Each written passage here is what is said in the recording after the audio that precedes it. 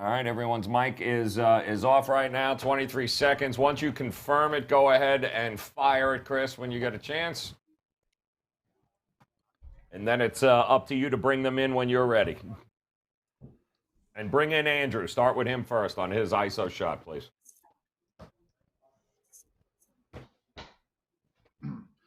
Good show, guys. Here comes the intro, fellas. Right now, you can lock in 30 days of any NBA or college basketball plays, including 5% best bets released from your favorite WagerTalk or Sports Memo handicapper for just $6.63 per day. A 30-day NBA pass is priced at $189 and a 30-day college basketball pass at $189. But you can get both for only $199. To take advantage of this special offer, just go to WagerTalk.com and SportsMemo.com. Choose your favorite handicapper and lock in all basketball action for the next 30 days. Even better, there's no limit to how many handicappers this offer can be redeemed on. Mics are on. And Andrew, take it away. Welcome back to WagerTalk TV, guys, and more importantly, welcome back to Puck Time. The holiday season just kind of wrapped up and ended, but it just feels like Christmas morning to me right now. Hockey is back. NHL is back. My name is Andrew McInnis. I'll be your host this year on Puck Time, joined by Carmine, Bianco, and Lawrence Prez. Carmine, you are my co-host, but I will throw it to the Prez first because a little bit of a swap in roles here from me and the Prez. So, Prez, I haven't been on the show with you in a little bit of time, but you're doing WagerTalk today. How are things, man? Awesome, Andrew, and I'm excited. I mean, I'm still going to be a part of Puck Time. One of my babies, a show that is important to me, and see, I'm wearing the Puck Time logo. I'm on every Wednesday and some other day every now and then. But it's hockey time, and I know you and Carm are going to kill it doing the show. I'm excited to be here. As Chris Cuomo says, let's get to it, or let's get it on, or some stupid quote. Carmine, some quick thoughts from you before we get the show on the road? It's going to be sad missing Prez 5 days a week on Puck Time. I'm not sure where I'm going to turn to find out what is playing on Netflix or what Grateful Dead tour he was on in WagerTalk today, Carl. But is that a show on YouTube? 12 to 1 p.m. Eastern every day on the WagerTalk YouTube channel. I promise I'll keep you up to date. And right now I am watching Schitt's Creek, and it is spectacular. Prez, you're testing me already. I feel like this is a test right now. You're seeing if I'll keep this train rolling. So we will do that before we get going. I just want to let everyone know, 11 a.m. Eastern every single day, Monday through Friday, right here on WagerTalk TV. We have Puck Time in action. Our coupon code for the show today is NHL99. That is applicable for any NHL handicapper, myself, Carmine, the Prez, Dave Koken, Brian Leonard, Buster Sports, NHL99 to get the entire season plus playoffs for $399. 5 games on opening day, and we have 5 new segments to introduce to you. And we are going to start with our new segment, the Pick'em Play of the Day. It is the Pittsburgh Penguins taking on the Philadelphia Flyers, the Battle of Pennsylvania. We know the rivalry that's there. We talked on yesterday's show about how many rivalries there really will be this year in the NHL with these compact divisions. This Flyers and Penguins division is going to be so competitive, Carmine. I'll start with you. What are your thoughts here on this matchup?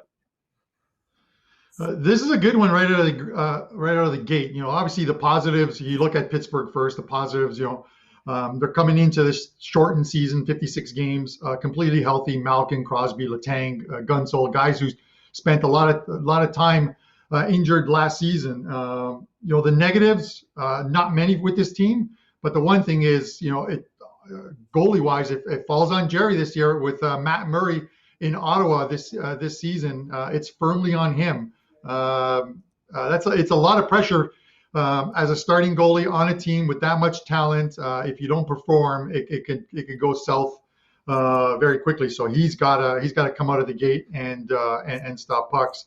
As far as Philly, we talked about this on the previous show. They're one of my picks to win the cup at 14-1. Absolutely love this team. I think they build off of last season. right off the bat, they've got one of the best goalies in the league in Carter Hart, and the guy is only 22. The one thing about this team is their power play. We saw it fall apart in the playoffs last year, 4 goals in 52 chances.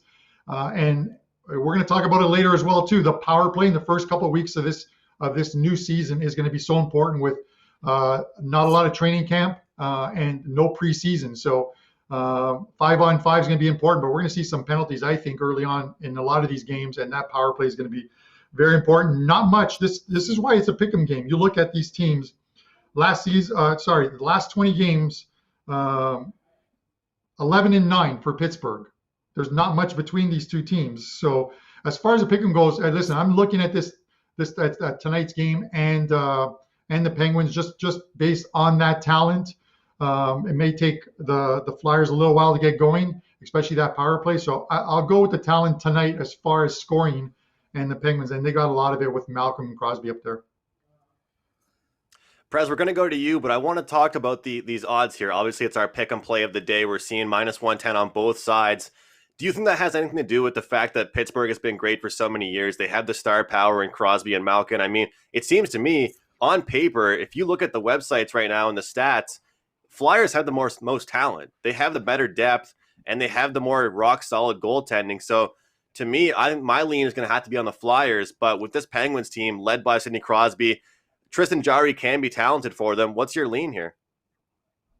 Yeah, I mean, it's funny. I'm going to start Wager Talk today, 12 p.m. Eastern. I'm going to start that show lead story, Philadelphia to win the cup. So, Carm, I love that plus 1,400. I think Philadelphia is a really good hockey team. I do lean on Philadelphia here, but Andrew and Carm, I like the under in this game at 6 points. Both Philly and Pittsburgh in the top half of defense last year. Philly in the top 10, only 2.77 goals against.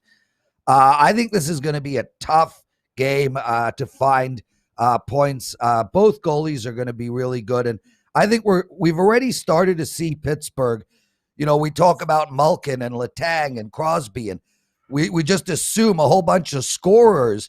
This is a team that has transitioned towards a very defensive-minded team over the last few years, and I think that transition's only going to continue. And Philly's a team that will play up and down to its opponents from a scoring perspective. If they play the Leafs, they put up 4. If they play the Wild, they put up 2. They might win both games, but they're always playing the same style as their opponents. I like under 6 in this game.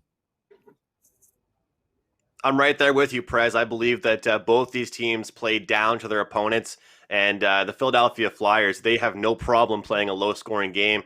The Prez, I want to introduce you, Prez, but I want to say you know where to find him on WagerTalk.com, WagerTalk today. But let's be honest, if they don't know you, they're new to WagerTalk. So if you don't know the Prez, hit that bell, subscribe to the channel, and hit the like button on this video. We're going to move into our next segment here, the marquee matchup. Wait. Shouldn't they hit the bell even if they do know me? Well, if they know you, they already should have hit the bell. They should have already hit the bell. Hey, Andrew, I'm just starting with everyone knows the Prez. Just before we go to this game, Andrew, I don't want to. Whether they want to or not, Carm? Yeah, exactly.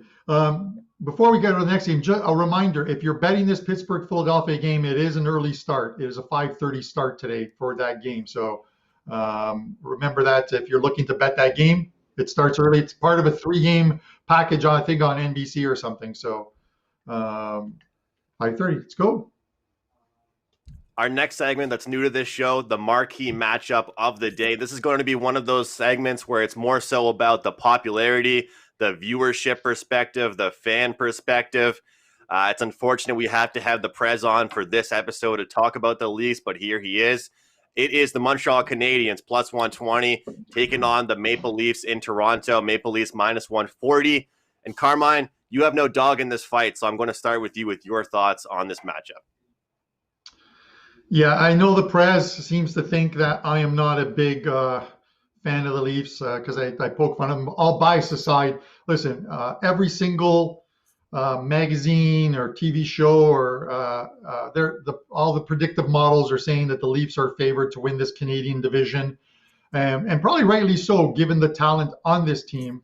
One of the things that it really benefits the Leafs in this shortened season is we saw last year, if you followed Toronto, and Prez will tell you, as a Leaf fan that he did, towards the end of the season, but this is before the pandemic shutdown, Freddie Anderson was just completely overworked, and this had to do with their goaltending. They didn't have Hutchinson. Their backup goalie was absolutely horrible. They brought in eventually Jake Campbell, I think it is, and they also have Aaron Dell now. So that kind of helps. But they pulled him 2 or 3 times in like a 7-day span.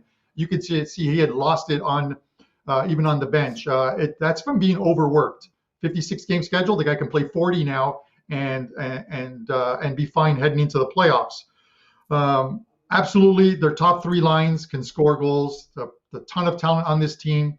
If there is an Achilles heel with this Toronto team, it's going to be the defense. And I'm sure Prez will talk about the defense. He's much more in tune with that D. That's just, for me, that's their Achilles heel as far as this season goes. You look at Montreal, I understand how some people don't have love for this team. In their offseason, they ticked off a lot of boxes to help the backup goalie, Jake Allen. The guy was 2.15 goals against average, 9.27 save percentage. You know that when I talk about goalies, that save percentage is a huge thing for me.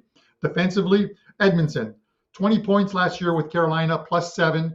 The guy is 6'4", 220 pounds. He adds a lot of beef to that defensive line. And then scoring, adding a guy like Toffoli, 44 points, 24 goals. This Montreal team is going to battle for one of those playoff spots and could very well battle for one of the top 2 spots in this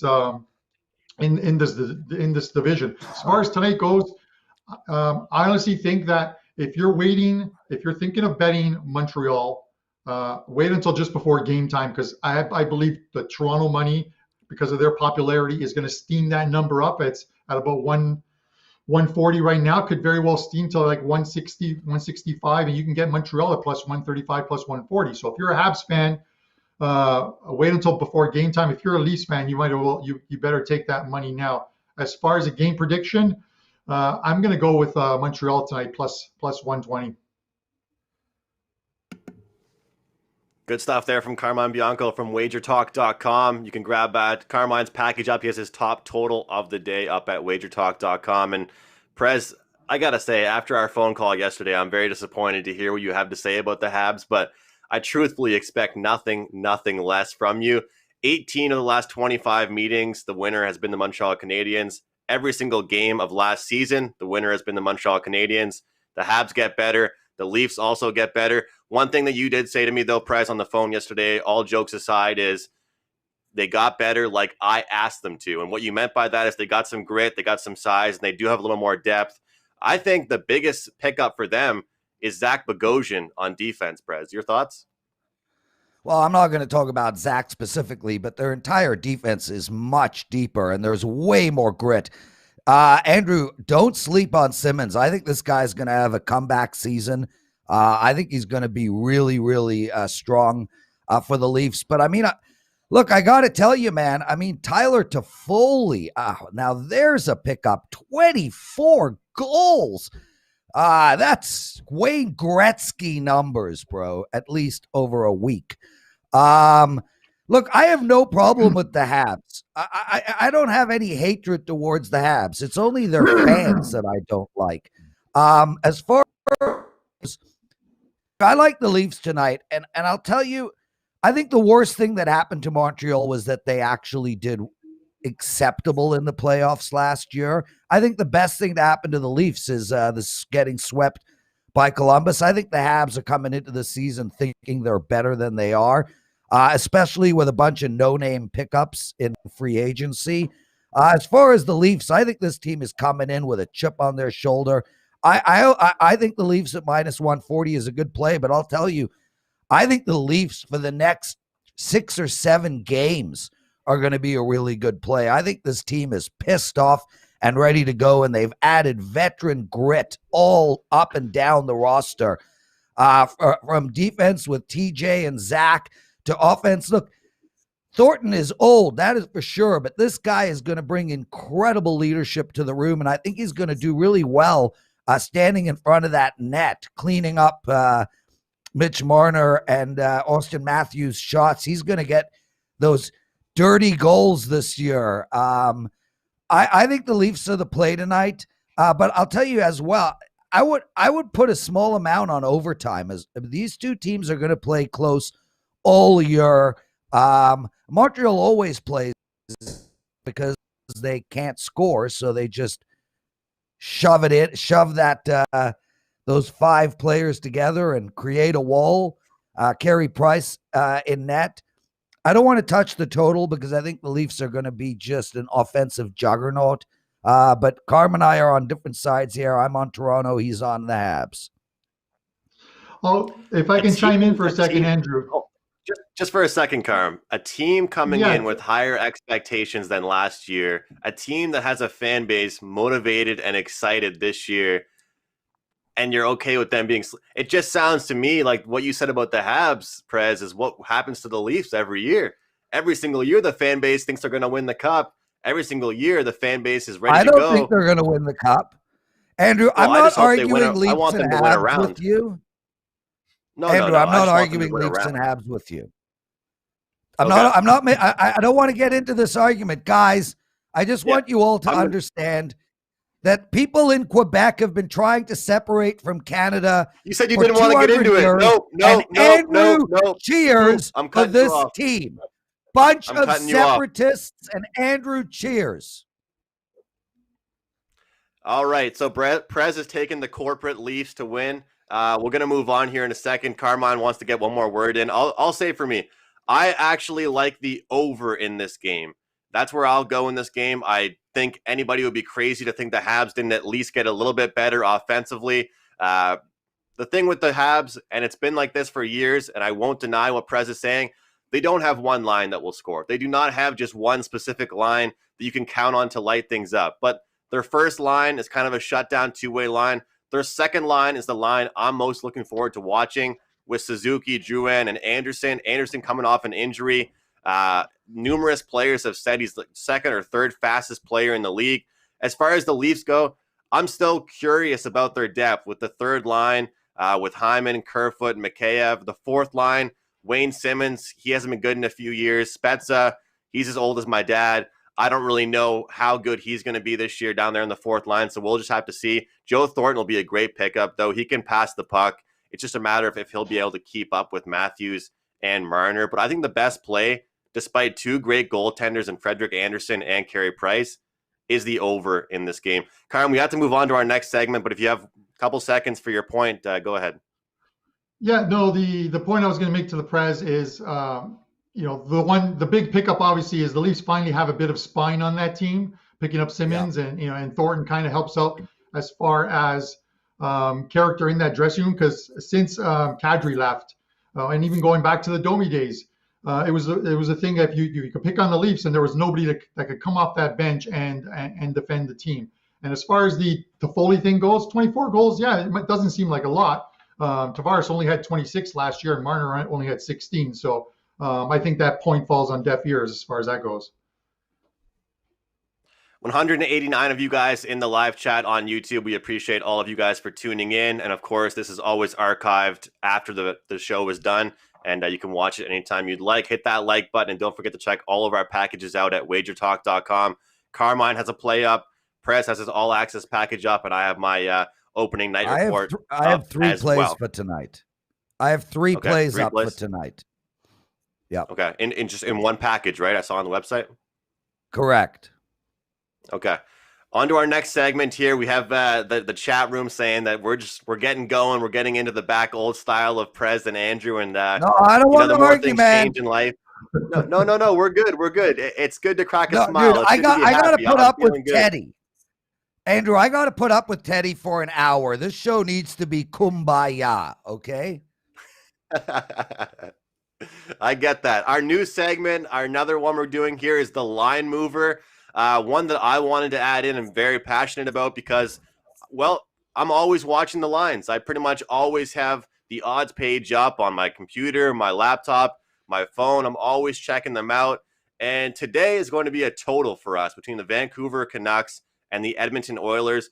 Opened up at 5.5 at about -125, then -130. Carmine and I were speaking last week. We knew this would go up, and yes, it did. It's at 6. Even some rare shops are showing 6.5 in this game. I'm going to throw it to you here first, Prez. Is this justified? I believe it is. I believe both these teams can score, and I'm still not really sure about the goaltending here. The Vancouver Canucks, they got rid of Markstrom. They had some cap issues. Now they have Braden Holtby as the number 1 goalie. Let's not forget, Prez, he wasn't great for the Capitals. Many people are saying a new home for him will be a good thing, but do you agree with me? That takes time. Is he also old enough to be your dad? I agree with this line move 100%, Andrew. Edmonton, second in scoring last year. Second in scoring. Both these teams were in the top 10 in goals for last year. Goals against. Both of these teams let in over 3 goals against, scored 3 goals or more every game on average. I think we're going to see Edmonton be a very high-scoring team this year. And I like what you said about goaltending because both teams are struggling with goaltending. Holtby is done. Losing Jacob Markstrom is a huge deal for Vancouver. And I also think Elias Patterson is going to have a huge step up this year. Last year, me and you were making fun of the fact that Vancouver doesn't have any superstars on their team. They do now. I think as we move forward, we're going to see Elias really separate himself from a lot of Tyler Toffoli's of the world and really start putting up a lot of points. You know, I thought this was going to go to 6.5 yesterday, and Carmine and I were talking about it. I'm betting the over in this game, Andrew. So not only do I agree with the line move, but even after the line move, I still like over the total in this game. And I would be taking Edmonton and Vancouver over a lot this year. There is so much speed on the ice tonight. Of all the games, I mean, we could talk about Montreal and Toronto until we're blue in the face. This is going to be the best hockey of the night. Of course, this game is the Western Coast game in the North Division. We look at this Edmonton Oilers team, Carm, and I remember being on Puck Time with Prez, and every single day, no matter who the other guest was, we were talking about the lack of depth and just overusing that phrase time after time because we know how special McDavid and Draisaitl are. Anybody that follows hockey knows that. And now they have Kyle Turris on their third line. So their centers now read McDavid on line 1, Leon Draisaitl line 2, and Kyle Turris line 3. I know Turris hasn't really been great since his Ottawa days, but I think it's a great pickup. Then you've got Jesse Puljujarvi. He's a guy that's had some issues with the Oilers. They sent him back to Europe. Things weren't working out in the Edmonton organization. He goes back to Europe, lights it up. Now he's back here playing with the team. They're expecting high hopes from him. I feel like this team is an absolute offensive juggernaut. If McDavid and Draisaitl could even get a sliver of hope to have some depth and secondary scoring behind them, I think they'll be just fine. Carm, do you agree with this move? I definitely do. Like the only data we have, and we have no data first game into the season, so the only data we can really use is past numbers. And you look at last season, a team like the Oilers averaged 6.5 goals at home in their games.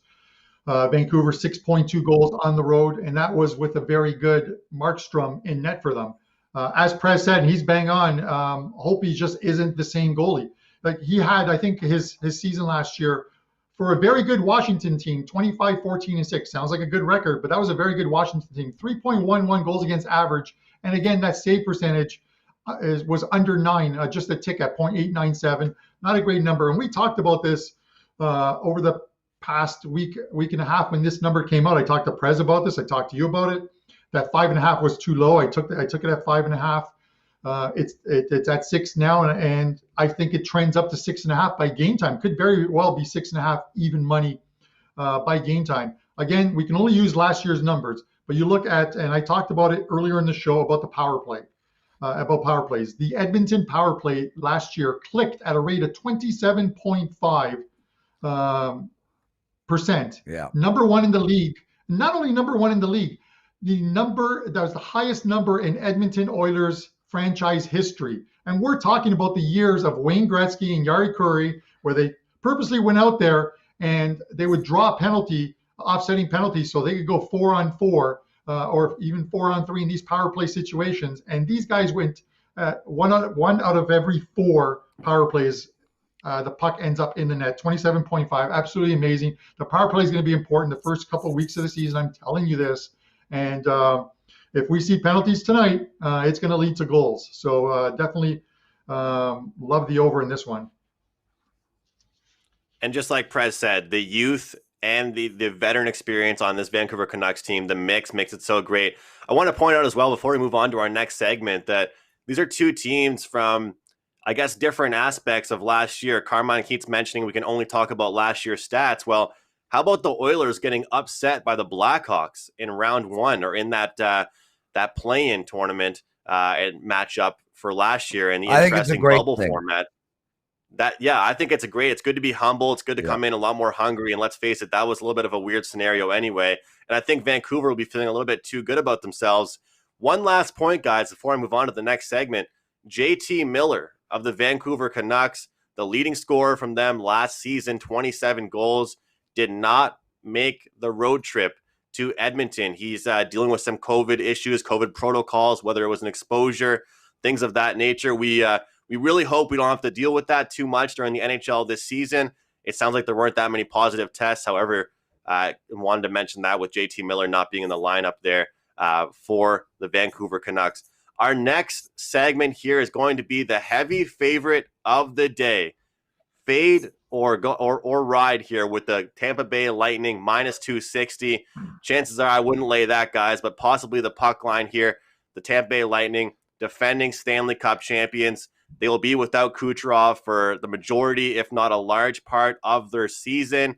They still have so much talent on this team. They're going up against a Chicago Blackhawks team that, let's face it, they have probably the most goaltending problems in the league, with Subban and Delia being their 2 goaltenders, 2 guys that haven't ever been rock solid number 1 goalies for their team. It's pretty obvious to me that this price is justified. There's a reason why this price is here. We've heard about the Stanley Cup hangover. We know what that's all about. Feeling really great about last year, coming in a little bit, I don't want to say slow-footed, but that sometimes happens. But when you're playing a team like the Blackhawks, it seems like a pretty good opening matchup here. I'll throw it to you, Carmine.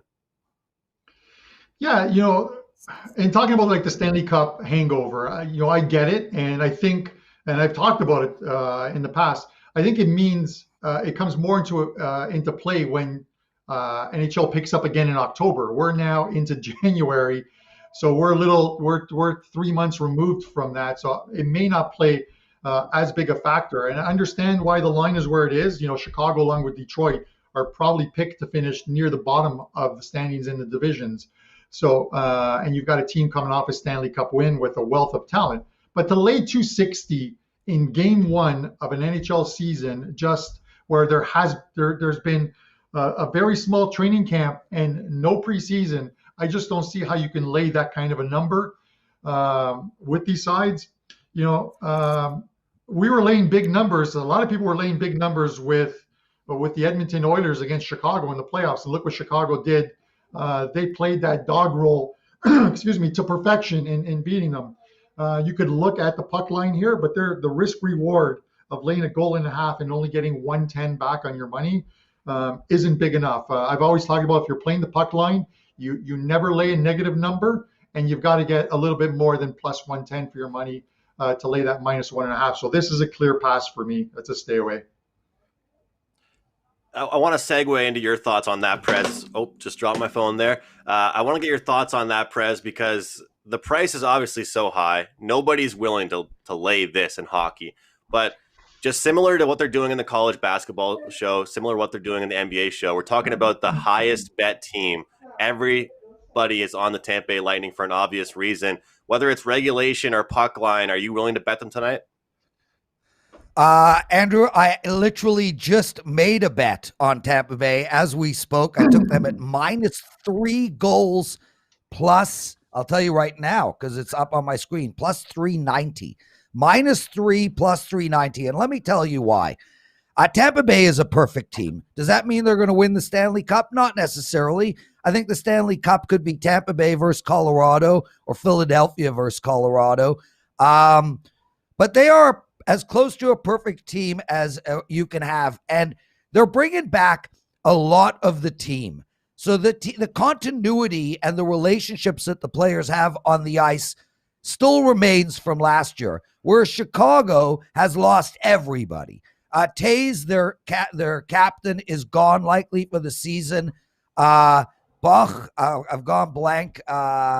Their amazing rookie from last year, who was the captain of Team Canada, he's gone for many, many months. Patrick Kane is coming into the season upset. Duncan Keith knows he's going to be traded. They've got 0 goaltenders. They are literally starting AHL goalies. There's about 10 guys on Chicago that couldn't make a roster in hockey. This Chicago Blackhawks team make the New York Jets and the Jacksonville Jaguars look good. This team is going to struggle to win 10 games this year. We have a situation where the best team in hockey right now, bringing back almost all their players, are playing against maybe the worst team we've seen in hockey in decades. That's how bad Chicago is. Detroit will win more games than them. This game has got 6-1 written all over it.